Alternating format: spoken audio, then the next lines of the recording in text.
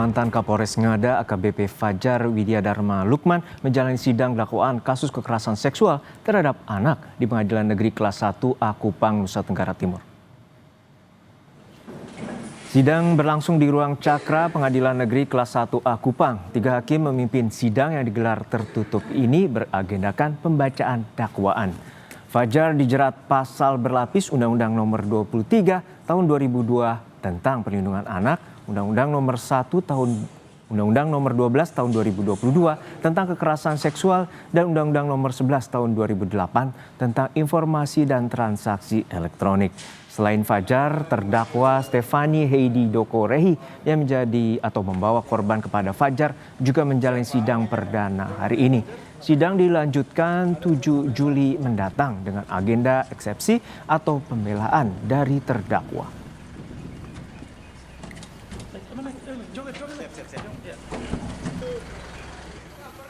Disidangkan tertutup karena ini menyangkut perkara kesusilaan. Kemudian juga saksi ini, korban ini kan banyak yang anak, sehingga tidak bisa diakses oleh media ataupun oleh orang umumnya. Mendengarkan eksepsi dari penasihat hukum terdakwa, sedangkan untuk terdakwa Fani, penasihat hukumnya tidak mengajukan eksepsi. Tetapi oleh karena perkara ini saksi-saksinya sama, sehingga persidangan untuk terdakwa Fani itu ditunda sampai dengan 21 Juli 2025.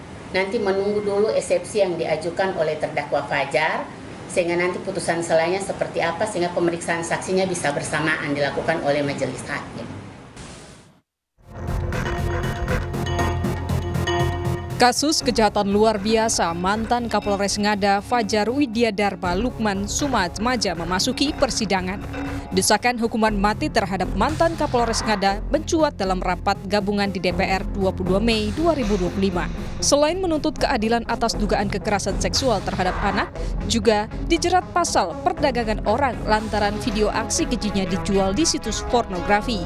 Ini kejahatan luar biasa. Kami minta, kami suarakan keadilan bagi perempuan, bagi anak dan korban ini, bagi keluarganya, agar pelaku ini dihukum mati, termasuk TPPO ya, di mana unsurnya adalah bagaimana dia mengajak, menyuruh, membayar, ya kan, untuk mengkondisikan, mencari korban. Pasal TPPO akan dimasukkan dalam berkas perkara ke depan. Tetapi khususnya dengan pasal ada kasus narkoba, itu akan dibuat perkara tersendiri. Seruan untuk hukuman mati juga disuarakan dari keluarga korban yang diwakili kuasa hukum para korban. Keluarga korban terpukul lantaran pelaku yang merupakan aparat penegak hukum justru menjadi pelaku kejahatan seksual terhadap anak di bawah umur.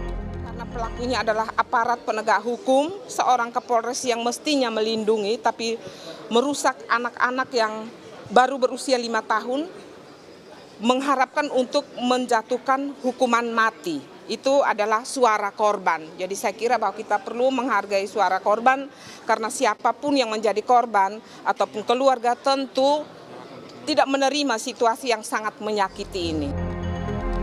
Mantan Kapolres Ngada Fajar Widiadharma Lukman Sumatmaja dijerat dengan pasal perlindungan anak tentang pemerkosaan dan perbuatan cabul terhadap anak, serta Undang-Undang Informasi dan Transaksi Elektronik terkait penyebaran konten bermuatan kesusilaan. Tim Liputan Kompas TV.